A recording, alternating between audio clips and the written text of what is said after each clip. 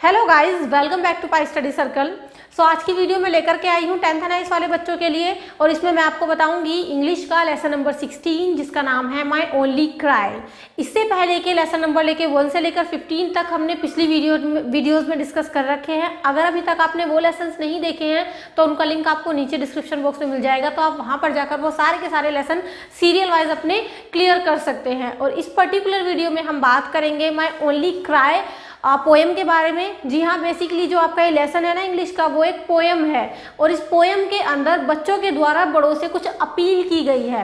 तो चलिए स्टार्ट कर लेते हैं कि आखिर बच्चे बड़ों से क्या अपील कर रहे हैं। बट अगर आप चैनल पर नए हैं तो इसको सब्सक्राइब करना मत भूलना, और इसके अलावा अगर आपको वीडियो थोड़ी सी भी हेल्पफुल लगती है तो अपने फ्रेंड्स के साथ शेयर कर देना, ठीक है। तो चलिए स्टार्ट कर लेते हैं। देखिए, आपकी सुविधा के लिए मैंने सारी की सारी पोएम जो है पहले ही लिख दी है, यहाँ पर आपके सामने आपकी स्क्रीन पर है। NIS क्लास 10th इंग्लिश जिसका कोड है 202, लेसन नंबर 16 जिसका नाम है माई ओनली क्राई। अगर हम बात करें इसके इंट्रोडक्शन की, तो सबसे पहले मैं आपसे इसका इंट्रोडक्शन बताना चाहूँगी। You all know that atom bombs were dropped on the 2 Japanese cities of Hiroshima and Nagasaki in 1945।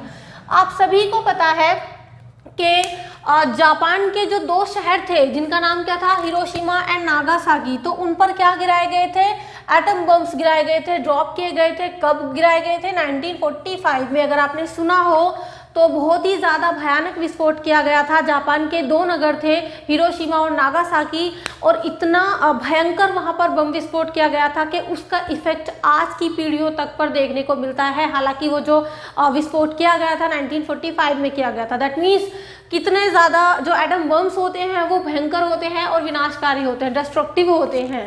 You all know that how much destruction, death and sickness this cost. और आपको शायद ये भी पता होगा कि उन जापानीज शहरों पर जो ये बॉम्ब गिराए गए थे उनकी वजह से कितना ज़्यादा डिस्ट्रक्शन हुआ था, तबाही हुई थी, डेथ यानी मौतें हुई थी। और इसके अलावा आज भी भारी संख्या में वहाँ पर लोग जो पैदा होते हैं वो बीमार, सिकनेस जो है पाई जाती है उन लोगों में।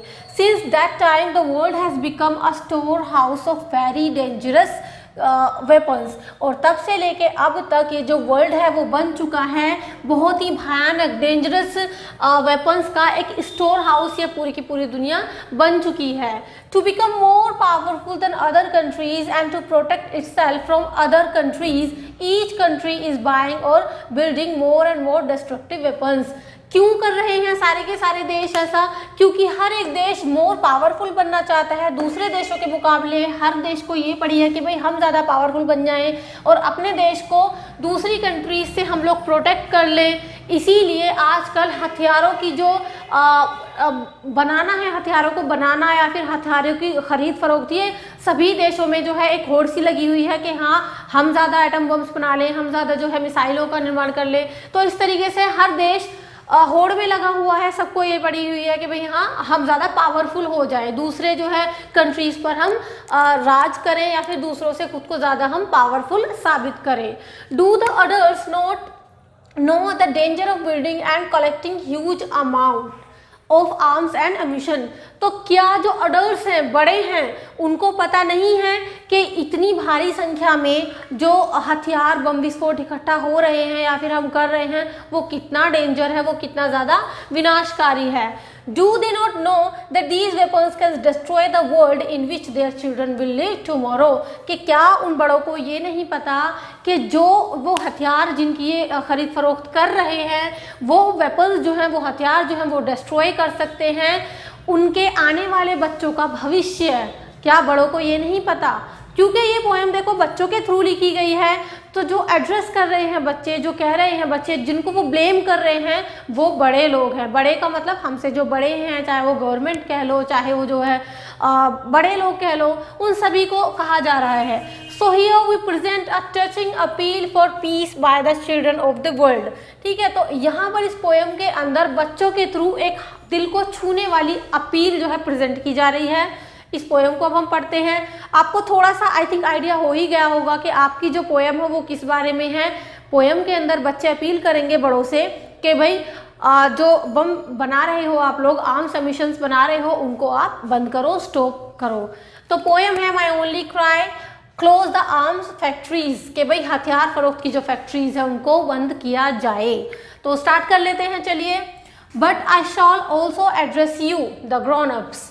आई यहाँ पर कौन है? एक बच्चा है, और वो बच्चा ना केवल अपनी तरफ से बस बल्कि पूरे के पूरे वर्ल्ड की तरफ से, सभी बच्चों की तरफ से बड़ों से अपील कर रहा है। वो कह रहा है कि भाई मुझे आपसे ये कहना है, मैं आपको एड्रेस करता हूँ, ये कहता हूँ, किसको? ग्रोन अप्स को, जो बड़े लोग हैं, मैं उनसे ये कहना चाहता हूँ, I am still a child, I don't know how to lie like you, कि मैं अभी एक बच्चा ही हूँ और मुझे तुम्हारी तरह झूठ बोलना नहीं आता। अब ये तुम कौन है यहाँ पर? तुम का मतलब जो हमसे हमारे बड़े हैं, कि भाई मैं तो बच्चा हूँ, ये मेरे हाथ में नहीं है कि भाई हाँ मैं हथियार बनाता हूँ या फिर मैं निर्माण इन चीज़ों का करता हूँ, लेकिन आप जो लोग बड़े हैं तो आप इसको बंद क्यों नहीं करते हो? और मैं बच्चा हूँ, मुझे आपकी तरह झूठ बोलना नहीं आता।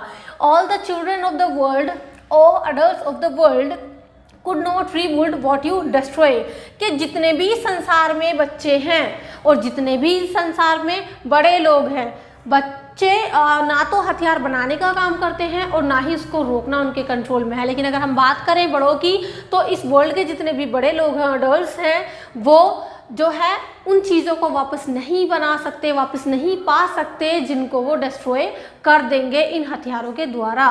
दैट मीन्स जिस वर्ल्ड को आप डिस्ट्रॉय अगर कर दोगे इस दुनिया को, तो वो दुनिया फिर से रिबिल्ड नहीं हो सकती। A better world won't be able to be rebuild without you the adults. और हाँ, आप लोग बड़े हैं, आपको अच्छे से पता है कि हाँ इस संसार को किस तरीके से बचाना है, कैसे इसको प्रोटेक्ट करके रखना है, और इसीलिए एक जो अच्छा और बेहतर वर्ल्ड है वो आप लोगों के सहयोग के बिना या आप लोगों के बिना बन ही नहीं हो सकता, उसको फिर से बनाया ही नहीं जा सकता। यहाँ तक क्लियर है आई थिंक आप लोगों को। आगे बढ़ लेते हैं। You know that our cries are useless in a deaf world. और आगे जो बच्चे हैं वो ये कहते हैं कि भाई आपको पता है कि हमारी जो एक क्राइज है, यानी हम जो चीख पुकार कर रहे हैं, अपील कर रहे हैं आप लोगों से कि हमारी जो एक क्राइज है हम बच्चों की, वो यूजलेस है, उसको किसी काम की नहीं है, क्योंकि ये जो संसार है वो डेफ है, संसार बहरा हुआ पड़ा है। हम कह रहे हैं, बार बार कह रहे हैं, प्रार्थना कर रहे हैं, अपील कर रहे हैं कि इन हथियारों की खरीद फरोख्त को बंद किया जाए, इन एटम बम्स को एक दूसरे के देश पर डालना बंद किया जाए, अटैक करना बंद किया जाए, मगर इस अपील का कोई फायदा नहीं है, क्योंकि जो संसार है वो बहरा है। Now my friends, let's not talk of friendship, peace and fellowship, these words should be spoken by adults.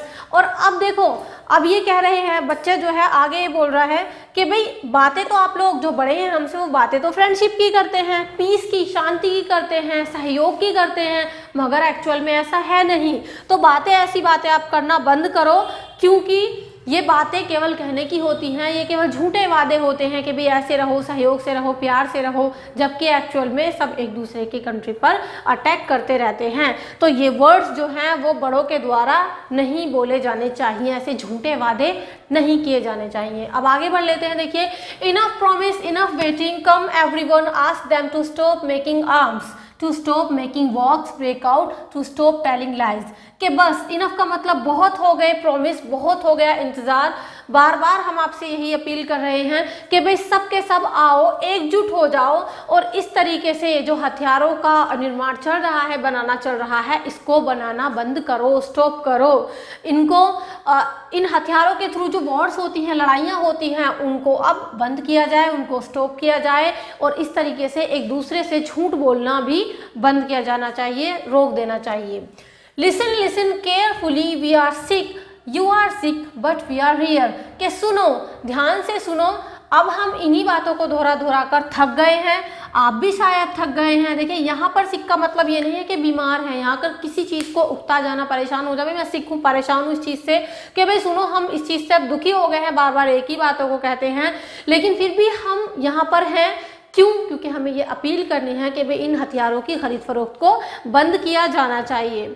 Students, I think आपको पोएम थोड़ी सी क्लियर हो रही होगी। कोई भी अगर कोई डाउट आ रहा है तो आप प्लीज़ मुझे कमेंट करके बता सकते हैं। चलिए आगे बढ़ लेते हैं। So in your name we children we ask them, close your arms factories and think about taming the winds. So हम जो है बच्चे जो हैं, हम सभी बच्चों की तरफ से मैं आपसे सवाल कर रहा हूँ, उन लोगों से सवाल कर रहा हूँ जो ये बम्स या फैक्ट्रीज का निर्माण करते हैं। इन बम बनाने वाली फैक्ट्रीज को बंद किया जाना चाहिए और इस वर्ल्ड को फिर से एकजुटता की ओर, टेमिंग की ओर जो है ध्यान दिया जाना चाहिए कि हाँ, हम इस संसार को एकजुट कैसे कर सकते हैं। Right wing politicians matter little to us. देखिए, जो राइट विंग की पॉलिटिक्स होती है वो हमारे लिए बहुत कम मैटर करती है। बच्चे ऐसा कह रहे हैं कि हमारे लिए जो राजनीति है, जो नेतागिरी है, सब बहुत कम मायने रखती है। वी आर चिल्ड्रन, क्योंकि हम बच्चे हैं। Left wing politicians matter little to us. इसी तरीके से लेफ्ट विंग की जो पॉलिटिक्स है वो भी हमारे लिए इतना मैटर नहीं करती, हम राजनीति से कोई मतलब नहीं रखते। और life is essentially affection but through your fault a veil of dust lies over it. मगर हमारी जो लाइफ है वो किसी तरीके की राजनीति से तो कोई इफेक्ट नहीं पड़ता हमारी लाइफ पर, मगर हमारी लाइफ पर आपके द्वारा जो ये काम किया जाता है, जो बम विस्फोट किए जाते हैं, जो एक दूसरे की कंट्रीज़ पर हमला किया जाता है, उससे बहुत ज़्यादा इफेक्ट पड़ता है और उससे कहीं ना कहीं हमारी जो जिंदगियाँ हैं उन पर एक धूल की परत सी, धूल का पर्दा सा चढ़ जाता है। तो इस तरीके से कहीं ना कहीं हमारा फ्यूचर जो है वो अंधकार में है, हमारा जो फ्यूचर है वो सेफ नहीं है। इसलिए बच्चे जो है बड़ों से, अडल्ट से अपील कर रहे हैं कि please stop making arm factories. तो स्टूडेंट्स, आपका जो है ये lesson number 16 that means poem आपकी यहाँ पर फिनिश होती है। आई होप आपको अच्छे से समझ में आ गई होगी। पिछले जितने भी आपके लेसन हैं इंग्लिश के, हम सीरियल वाइज सभी लेसन को लेकर के चल रहे हैं, उन सभी का लिंक आपको नीचे डिस्क्रिप्शन बॉक्स में मिल जाएगा। अच्छा, बहुत सारे बच्चे जो है इंपॉर्टेंट क्वेश्चंस के लिए पूछते रहते हैं बार बार, तो हम day to day important questions आपके प्रोवाइड कर रहे हैं, तो आप चैनल की प्लेलिस्ट चेक कर सकते हैं। इसके अलावा आपको कोई भी डाउट आता है, अगर आपको कोई भी किसी सब्जेक्ट का PDF चाहिए तो आप हमारा व्हाट्सअप ग्रुप भी ज्वाइन कर सकते हैं। उसका लिंक आपको जो है नीचे डिस्क्रिप्शन बॉक्स में मिल जाएगा। बहुत सारे बच्चे वहाँ पर ऑलरेडी हैं, तो आपको बहुत सारी इन्फॉर्मेशन से रिलेटेड चीज़ें वहाँ पर हम डे टू डे देते रहते हैं, इसलिए प्लीज़ जो है हमारे व्हाट्सएप ग्रुप को ज्वाइन करना बिल्कुल मत भूलिएगा। इसके अलावा जो है ओपन वाले SST की वीडियोस, पूरा का पूरा सिलेबस भी हम लोग डे टू डे डिस्कस करते जा रहे हैं अपने चैनल पर, आप वीडियोस देख सकते हैं। और पेंटिंग का भी हमने जस्ट अभी शुरू किया है फुल सिलेबस, तो आप सभी जितने भी हमारे सब्जेक्ट्स हैं एनालिसिस से लेकर रिलेटेड, उन सभी की वीडियोज़ देखिए, पूरा का पूरा बेनिफिट उठाइए। आपकी जो है डेट शीट भी आउट हो चुकी है। जो आपके एग्ज़ाम थे जो अप्रैल में कोरोना वायरस की वजह से पोस्टपोन हो गए थे, वो आपके जो है अभी नेक्स्ट मंथ से ही आपके एग्ज़ाम हैं, तो आप अच्छे से उनकी प्रिपरेशन करिए। कोई भी डाउट आता है आपका तो प्लीज़ आप कमेंट करके मुझे बताइएगा, आई विल डेफिनेटली रिप्लाई।